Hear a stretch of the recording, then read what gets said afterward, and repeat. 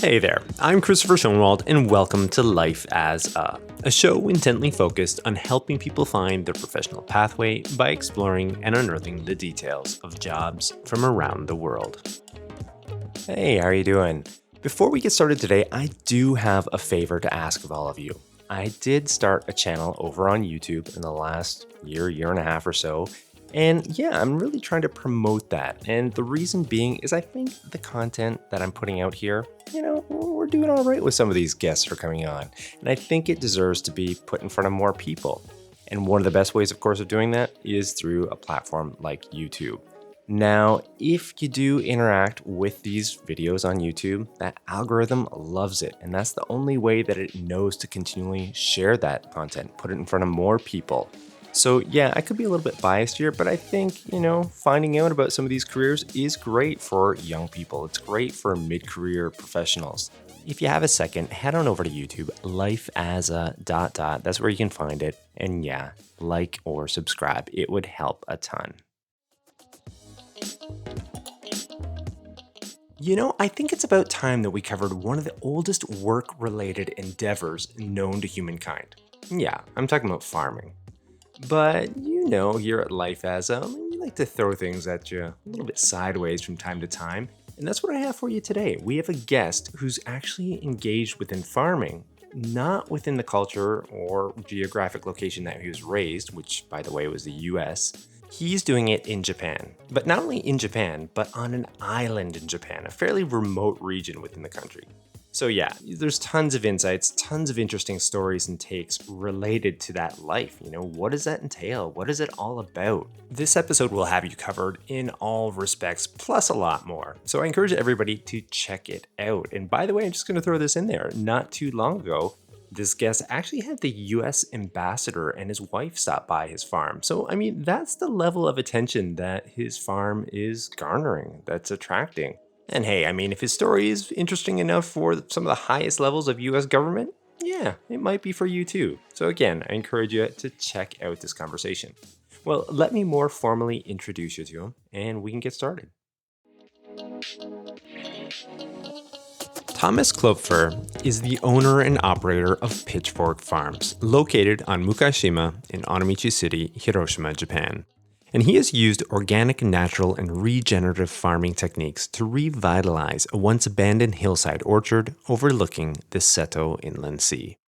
Now, before coming to Japan, Thomas studied sustainable development, agroecology, and outdoor experiential education in Boone, North Carolina. During his studies at Appalachian State, he discovered Fukuoka Masanobu, a natural farmer who wrote The One Straw Revolution. Fukuoka described farming that took a minimalist approach to farming, one that didn't require fertilizers, pesticides, herbicides, and even tilling of the soil. Inspired by this book, Thomas visited Japan in 2010 for an internship to possibly learn some of these techniques and see if Japan was a place he could eventually move to. In 2011, Thomas moved to Japan as an English teacher and began his farm project as a hobby farm. The small plot gradually grew over the course of 10 years and has become the base of his operations today. Currently, Pitchfork Farms cultivates over 80 varieties of vegetables between a diverse fruit orchard. And Thomas is also engaged with running a CSA, Community Supported Agriculture subscription service. And he also sells online, hosts tours and workshops, and trains people who are interested in growing food. The farm also raises chickens, ducks, pigs, and sheep, the very diverse ecosystem that makes up Pitchfork Farms. So with all that stated, here's my conversation with Thomas Kloepfer. Yeah, so welcome to the program. How are you doing today, Thomas? Yeah, doing pretty good. Yeah, excited for this talk for a number of different reasons. One, it's interesting that the region of Japan that this show is being produced out of is actually not too far from where your farm is, geographically speaking. So I think that's kind of an interesting slant to all of this. Anyway, I do have the first segment lined up, and it is something called Coloring Wikipedia. As my listeners would know, it's basically a segment where I just read off a definition of what the guest does, or sometimes a topic related to the profession. Now, for you, I decided to go with a fairly general kind of catch-all phrase, and also too kind of in recognition of the fact that like farming unto itself, I think a lot of people have some mental imagery attached to that. And I wanted to kind of dig a little bit deeper than that term itself. So I decided to go with I decided to go with agroecology. And for keen listeners, they might have heard that term come up when I was reading off your intro. So let me just read that off for you right now. And afterwards, if you have any comments or things you'd like you to add to it, maybe you can share your comments then. Does it sound all right? All right. Sounds good. Here we go. Agroecology as defined by Wikipedia. So it's the study of the interactions between plants, animals, humans, and the environment within agricultural systems. Agroecology uses different sciences to understand elements of ecosystems such as soil properties and plant-insect interactions, as well as using social sciences to understand the effects of farming practices on rural communities, economic constraints to developing new production methods, or cultural factors determining farming practices. First take, what do you think of that?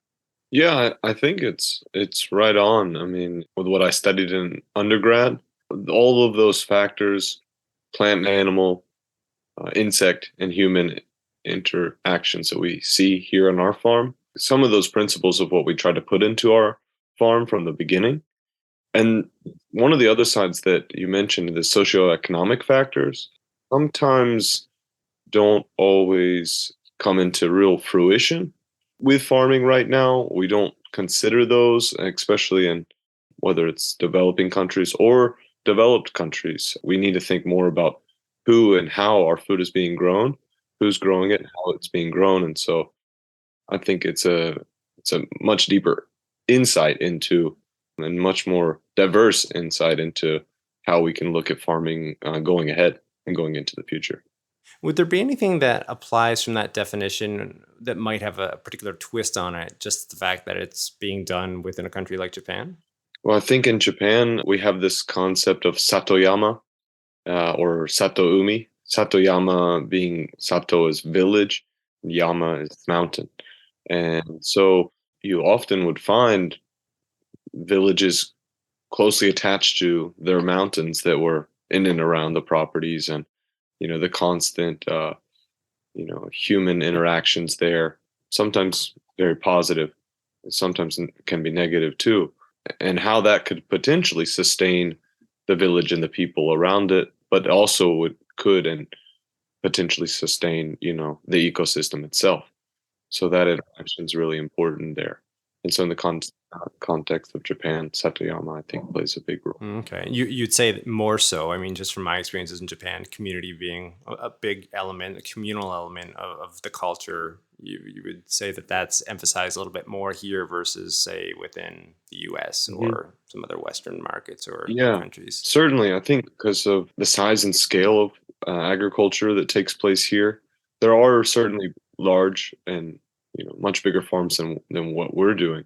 But really, because it's so mountainous in Japan, it's very difficult to have really large scale production. So you do need a greater community to help manage and maintain the spaces. Well, maybe we could slide into this other segment here, Thomas, a day in the life. And basically the aim as it sounds like is to kind of get a better idea or understanding of what you're involved with on the day to day or even say week to week. Mm. Maybe in the most generalized sense, you could kind of fill listeners in on your daily routines and activities. Yeah, at our farm, right now we're farming still somewhat part time. So I'm still working off the farm, which is really common still, even in Japan. There's a lot of part time farmers here. And what we do usually start the morning pretty early these days because there's just so much to get done. We're going into summer now, and it already feels like the rainy season. So, getting the right amount of crops in, getting our seeds in. So we're planting or transplanting either in the morning. I have animals on the farm too, so I'm usually doing rounds with them, making sure that my animals are fed, making sure they have water. Usually goes into lunch. Where lunch right now we have different projects going on, whether it's working in the forest recently or going over and we're currently renovating another property house, and so we're also doing that as well. In the afternoon, I like to transplant a lot of stuff because it does get hot during the daytime, especially in this season. And so we're trying to get stuff in, get them watered, and then in the evening, if I can, we'll have food fresh from the farm that day, and from there it's checking emails, checking on orders, using social media to kind of share what we've done throughout the day or what we've got going on in the week. So that's a typical day in our farm. Yeah. Okay, so you found a degree of structure, throughout the weeks, I suppose, but then also, I suppose, it's defined by the season that you're in Mm, and the types of crops that you're working with and absolutely. some of the aims that you have within that period of the year. Yeah, yeah. Farming is. I mean, it's so dependent on you know the time and day and weather. Really quickly, I'll just throw this question in there as well. I mean, I would imagine, I'm guessing here that based on climate change and all that's been going on, I mean, Japan hasn't been spared from this. I mean, right now it is what I think today was close to 30 Hmm. degrees. I mean, it's May when this recording is taking place. Mm, These aren't typical temperatures, like even in the, say, the last 5, 7 years. I mean, things seem to be creeping up a little bit.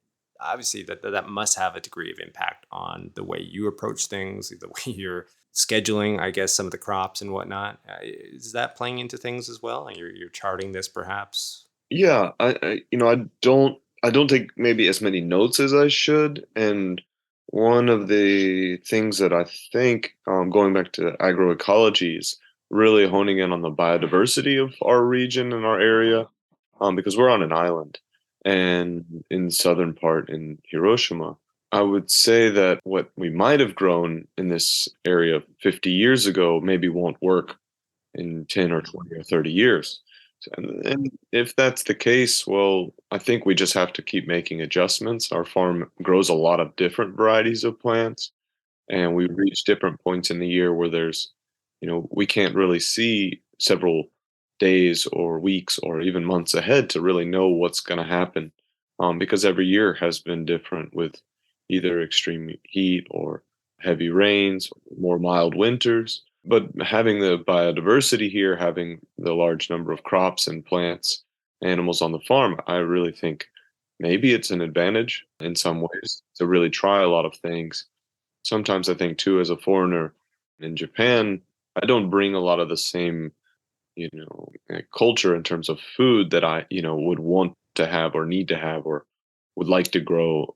I can really branch out and expand and, bring in other crops that I think have done well in those times, but then most people might not know about or most people might not eat so often. Yeah. Okay. That's really interesting. I mean, it's really interesting in the sense that, like, the fluidity of Mm, it, I suppose, and recognizing that, okay, things are changing and having, plan A, B, C, D, mm, E, F, G, whatever it might be, that as things go in this direction, well, maybe I'm just going to adjust my crops and I'm going to go this way. I'm going to plant this particular seed and see how things go. And also, too, I guess that notion of being flexible mm, and having an open mind towards it as well. I mean, these are sort of insights into farming as a whole that maybe people at a cursory glance wouldn't necessarily, have or wouldn't assume that that's part of it. Like, I think one of the preconceptions about that profession or way of life is that it's really rigid and structured and this is how you do things. But the reality of it is, I think you have to be fairly flexible, mm. to adapt and survive and to keep things growing, I guess. So, yeah. Well, I do have another segment here, and we could get into that one. It's called Pathways. And what I like to do here is just find out how the person made their way into the present line of work that they're involved in. And 9 times out of 10, at least on this program, most people kind of find their ways into what they're doing, not by chance per se, but like sometimes serendipity. It's never this straight line. There's zigging, zagging, left hand turns, right hand turns. And I'd love to rewind a little bit here into your past and find out, what led you to where you're at right now. I mean, were you involved, say, in a farm in the US before coming to Japan, or was this something that just organically derived, like the interest sort of just popped up? Yeah, I didn't grow up growing food at all. I grew up not in the suburbs, but we had a lawn. I mowed the lawn as a chore for my family, and yeah, and then I got in my hometown in Athens, Georgia. I grew up going to different restaurants and being interested in food, but at the same time, also noticing that maybe some of the food that we consume regularly and lifestyle choices wasn't so great in terms of health and well-being. And so, but I also at one point was studying outdoor education and doing a lot of hiking and spending a lot of time climbing mountains or rock climbing and doing these things. So it was much more of a fun approach to being outside and being outdoors, and that was great. But I joined a environmental club in undergrad and was starting to think more, well, like if we can enjoy nature and be in nature, but I think there's a certain point too where we have to do a little bit more, not necessarily to completely protect nature. I studied some green philosophy classes, and I had these different like moments of books that I read and that were really interesting for me. But then I transferred to from a smaller school to Appalachian State University in North Carolina, and realized they had a sustainable development program. That sounds really interesting. It aligns with the environmental club that I was involved in the smaller school, and why don't I try that? I could maybe minor in it, but found myself thinking, well, maybe I could also get a sustainable development major as well going, and that that course it was necessary to study a language, and it was also necessary to choose a major within a major, I guess, a class that would suitable for me. And I thought agriculture. I've never grown really anything, so it was agroecology was actually the program that I was in. And agroecology's class, I think the 101, the first class, we ended up reading a book called The One Straw Revolution. It was written by a Japanese farmer in, I think, in the 60s or 70s. It was a manuscript that eventually got published. And that book was a real revolution. It was called The One Straw Revolution, but it really got me thinking about humans and the relationship with nature even to a greater level. Plus, I had to study a language, so I chose Japanese as the language because I'd studied Spanish in high school, and I thought it was just some neat and new opportunity and a bit of a challenge too, because Japanese isn't always easy. And then it led me to come to Japan in 2010 as an intern or as a woofer. I did volunteering on farms. It's worldwide opportunities on organic farms. I did that in 2010 in Nagano for 10 weeks. And I wasn't just farming, but I was also interacting with a lot of people in the community.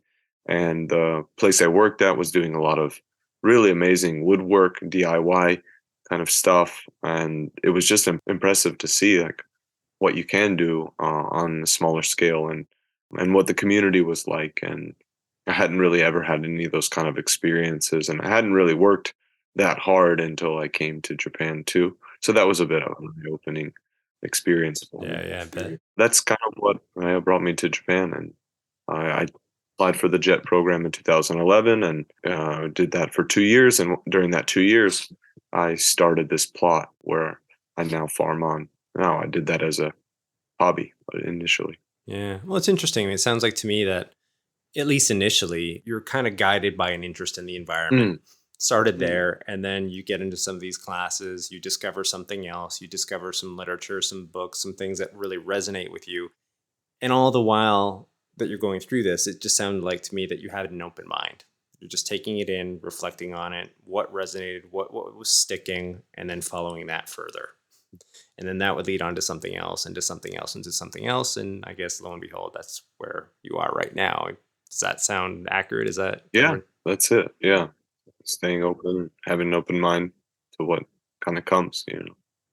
Well, I think it does sort of fit that mold of, the pattern that I've been experiencing with all these guests on this program is similar to that, to a lot of other people. It's just keeping an open mind and, allowing these opportunities to develop and just reflecting, as I said, on some of these things and finding out what you like, what you don't like, where you want to go with things. And you never know where it's going to take you. Hmm. Well, I do have another segment here, a Q&A discovery. You kind of just continue this back and forth. And, in researching for this talk, you kindly provided this link, this YouTube link about Pitchfork Farms, this plot of land that you've been working for a while now. And for me, at least, it represented something, truly unique and different. And, I think, again, as I said before, a lot of people have this vision or an idea of what a farm is. Like there's a mental imagery or model in people's minds.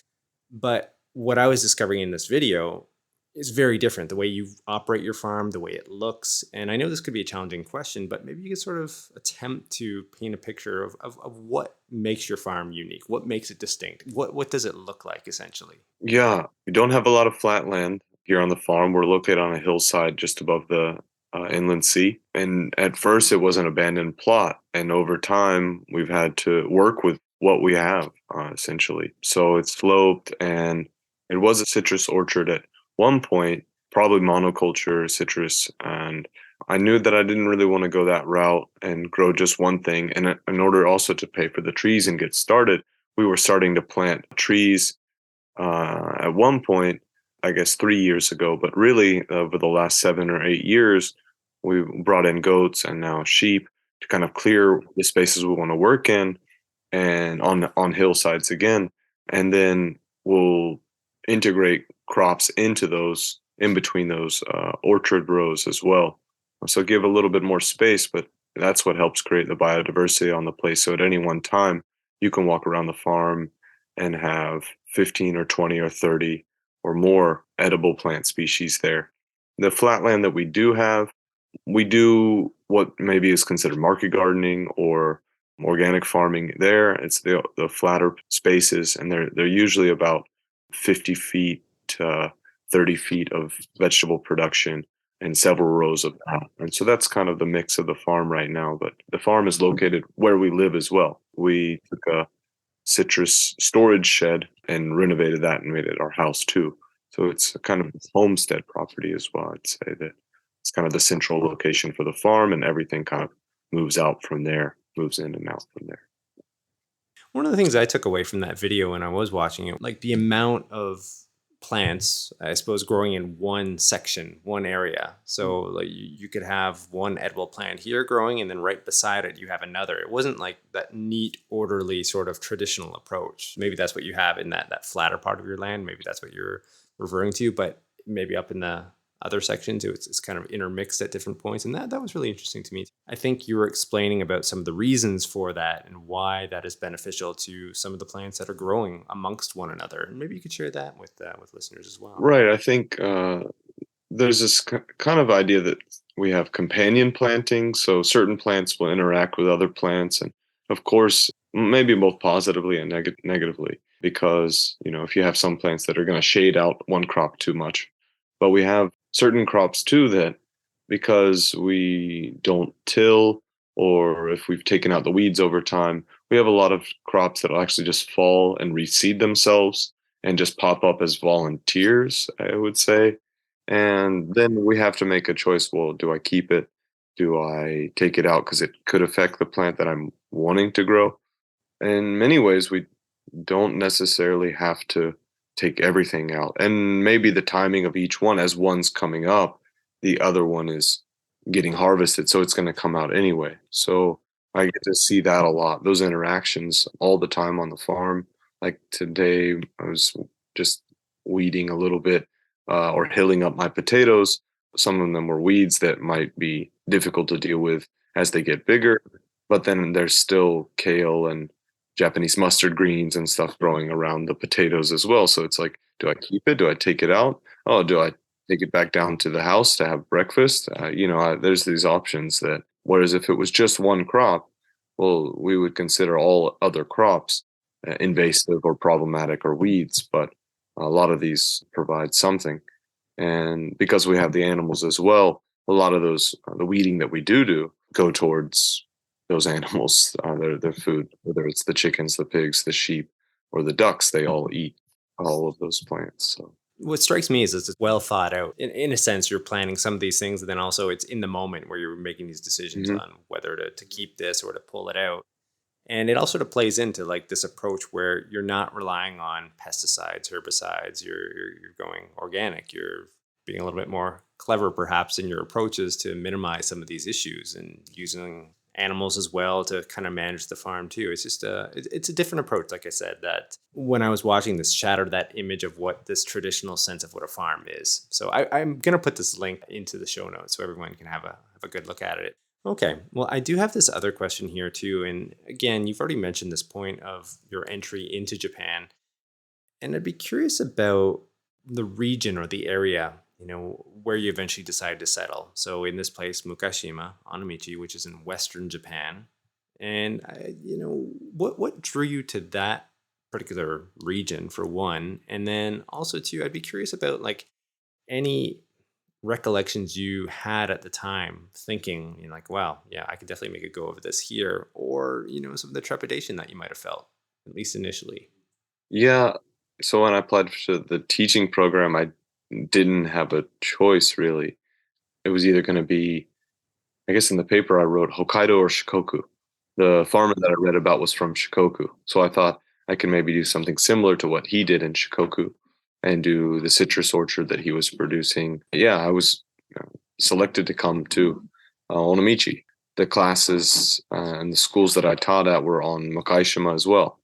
And I sat down in several cafes in Onamichi, talking with people and asking about land that might be available to grow in. And a friend of a friend introduced me to the land that I have now.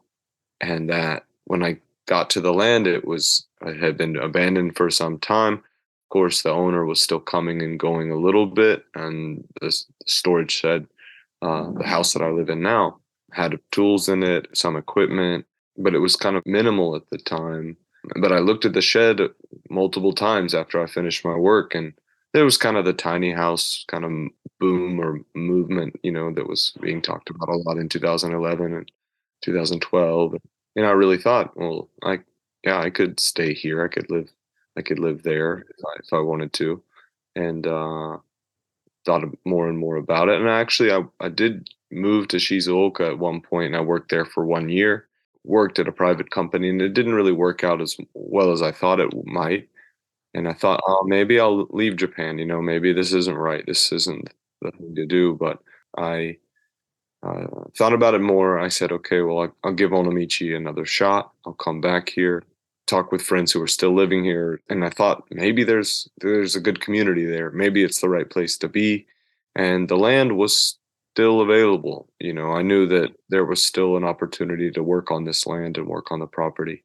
So yeah, I gave it another shot and started renting it again more or less as soon as I got back. And then I guess that was 2014. So then in 2017, we committed to purchasing the property. And I think what's kind of kept me here, like literally putting down roots, Yeah. figuratively and literally, because we've got trees and we've got plants in the ground now that even if I were to leave here now, I think because of this natural farming method that we're doing, if I were to leave and come back, the same overgrown property that we once had wouldn't go back to the way it was. There would still always be some food here. I understand too that you've sort of embedded yourself within the community there. You've been accepted by a lot of the locals. Mm. You've been playing a part, within that local community. So much so that some elderly Japanese individuals have been coming up to you with other opportunities. I mean, Japan is an aging population, and some of these people just can't carry on. They can't manage the property that they have.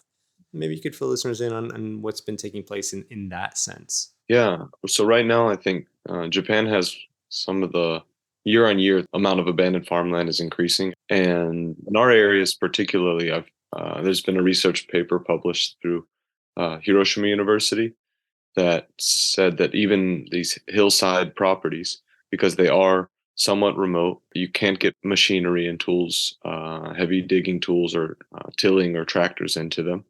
Some of the first to go abandoned and stay abandoned. And I think maybe in some ways this could be better because, forests can regenerate and grow over a long period of time. But there are still a lot of issues with these. I mean, because a lot of them are left unattended or, partway through the work. So there's, oftentimes debris or garbage or waste from the previous farmers too. So we have to think about that we still do need somebody to go through and help and manage. And yeah, we were often approached about, yeah, purchasing or renting or borrowing more land. Currently, there's another plot we're growing. It's off the farm, a little bit of a drive, like 10-15 minutes from the house, but we're growing wheat and fava beans over there, and we'll grow soybeans there this year. And then recently we purchased a space so that we could park a bit closer to the farm, and the owner of that had seen us on a small TV program at one point, and she said, "Well, if you buy this, I've got this other land. Well, like when you do the contract, I'll just include it the Wow. into Really? deed." And yeah, so we have a whole nother piece of property now that we haven't really done anything on, but it was free, more or less free. We're lucky in some sense that like maybe now is the right time or the right opportunity, because if we hadn't purchased that, or if it would continue to become, more and more abandoned. And in the community too, I think my community, I've lived here now in this village for 12 years almost, or just more and more opportunities, I think, where people are seeing what we're doing and want to support us in that way. Yeah, yeah. Well, it's definitely been gaining some traction in that sense. It sounds like, but also too. I mean, you've had media coming, like you said, in television programs, but even like the national broadcaster, like NHK programs that have come and Right. featured your farm and done. Yeah, yeah. Yeah. So I mean, it's not just within your local community. It's this is across Japan. Like there's interest in this type of lifestyle, perhaps, but your farm is becoming a bit of a case study for people to kind of look at, and it's interesting because it's not somebody who's Japanese doing it as well. So there's different perspectives and different slants on it all. Well, in light of that, this is the last question within this segment. I'd love to know about any big revelations that you've had in doing this, and what is this work? What does this lifestyle come to mean for you? It's a bigger question, I know. Yeah. With the farm, I think, and it's always, I mean, it's kind of always growing. I don't know if it will always continue to grow and expand. The work doesn't really end. I mean, I think there are days where if you have maybe a more typical 9 to 5. I mean, I know, although these days, you might still have emails coming in, and you might still need to do some things or stay overtime. But yeah, the work doesn't doesn't necessarily finish, and maybe that's a good thing in some ways, and for some people that's something they don't want anything to do with, and having not only the plants but the animals keep us keep us on our toes and keep us you know Committed. yeah, committed, each and every day. And uh and I think it's the garden oftentimes can be, and the farm oftentimes can be somewhat of a reflection of what's going on in our lives too. If things are getting hectic personally, then sometimes the garden also feels hectic. But then at the same time, when the garden is in good shape and looking good, and you're feeling more and more confident in it and what's going on, I think that's a huge takeaway from just the that interaction. It's a really interesting perspective. I've never heard anything like that before. Kind of like you being reflected in the farm itself, and maybe the farm being reflected in you. That you're that deeply embedded with it. Yeah. Certainly feels like it, like an extension. All right. Well, we are shifting over into this middle segment, something called a water cooler story. And here I just ask guests to indulge listeners with a story related to their work. And I'd love to hear what you have for us today, Thomas. Yeah, going with interactions, with our farm and with nature, and I think there's a lot of positives. Can also be, the harder part. I sometimes could come off as nature is great and the wonderful thing. You can't gloss over some of the Yeah, challenges too, right? but the challenges, I mean, just yesterday, walking through one pathway that we've worked to create, we're working kind of to work in and with nature, but I saw a giant wild boar, which Mm, they're not only a problem for rural people nowadays, that they're coming into urban areas as well, and they are, yeah. And they're and dangerous. and they're dangerous, and they are hungry animals, and they love sweet potatoes. And it's one of those parts that, you can see it scoping out the property, walking around the fence line. And this boar it had to be 100 kgs, or, close to 170, 200 pounds. It was big. It was big. And, when we have this, and where I used to when I started, I didn't have the fences, I didn't have the infrastructure in place. I think I built my first fences with bamboo and some old roof material that I was like, I think this is gonna work. Yeah, yeah. There's no stopping it, you know. And but we've also learned that, you know, the boars are now, they weren't here before. They swam to Makaishima, or these cycling bridges that they put for the Shimanami Kaido, this major cycling route. They now walk across the Get out of bridges. here. So that's one of the challenges, but it really paints a picture that we're living at the base of a mountain, and we're constantly, you know, interacting with nature, and for better or for worse. And sometimes with the boars, there are some victories. I would say there are some times where my wife, she has a hunting license. We do trap. We do try to manage or maintain these, but I don't think we'll ever catch a boar of that size in one of these traps. Well, yeah, I gotta say, as somebody who hikes and all around different parts of Japan, I mean, you see those cages, like massive, massive steel cages, and if you chat with any of the locals, I mean, they'll tell you stories of how these boars are like somehow are like fighting their way outside of, like, they bust through these massive steel bars, like this is like a Mm, jail cell essentially, and somehow these things are breaking through and busting out. yeah, Like that right. speaks to the power and the rage that can come, I suppose, when they're up against Yeah. it. So yeah, I mean, yeah, I don't envy you in that sense of having to deal with them because they can be a handful from what I've heard. And last year, I had some fences, I had electric fences that we were using, but we decided to move them and take them out. So I had one property, one area that I chose not. It was a one of these abandoned plots. I chose not to grow anything in. Mm. Well, the boar came through that property, and we had some newly planted citrus trees, and I think it knocked one over. But actually, what it did, one of the newer trees. It's just it's 1 year. You're guaranteed to have losses. I mean, again, going back to climate, you know, it could be really hot 1 year, and you might lose a few trees. So you just come back and replant. But the boar got through and tilled up the property for us. And in the last several years, I've been saving a lot of different seeds of kales and daikon radishes and uh, Japanese mustard greens and carrots. And I had all these extra seed. I just didn't have time to plant. And also we save a lot of seed too. So I end up with more seed than I really need.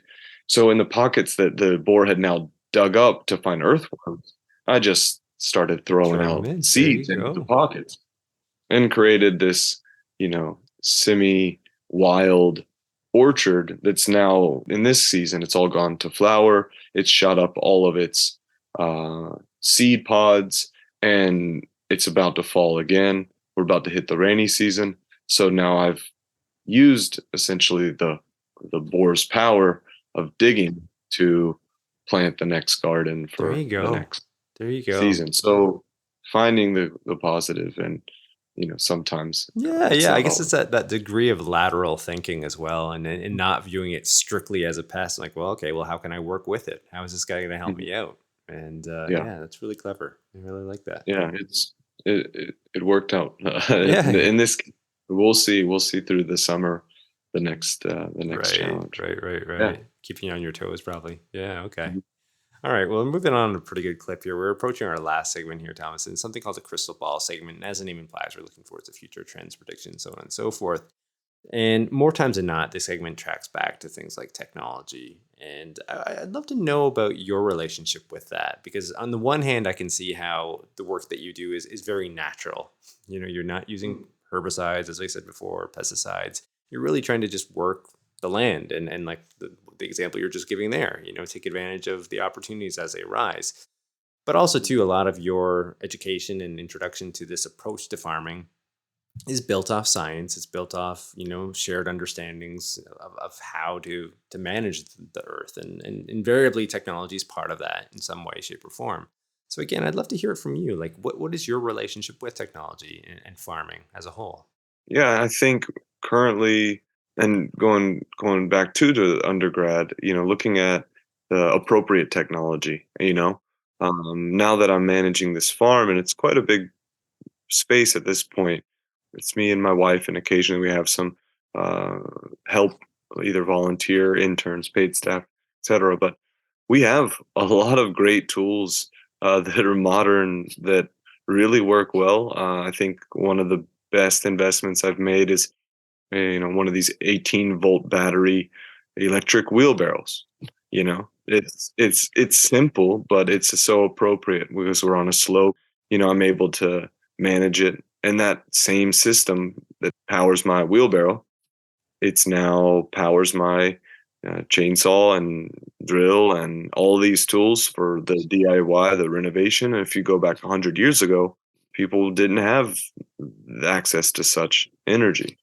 And I think going ahead too, thinking about the region, thinking about what's unique to the inland sea and Hiroshima, it's one of the sunniest places in Japan, especially in Makaishima. When it says it's going to rain, it does not rain usually. So we have a lot of sun, and so solar plays a big role in our future. In terms of energy and energy efficiency. I think they're very much related to tech. That's very much related to technology and storing that and saving that. We've also put in some small scale solar for lighting, for batteries that we hook up to pumps because our farm is pretty much water fed.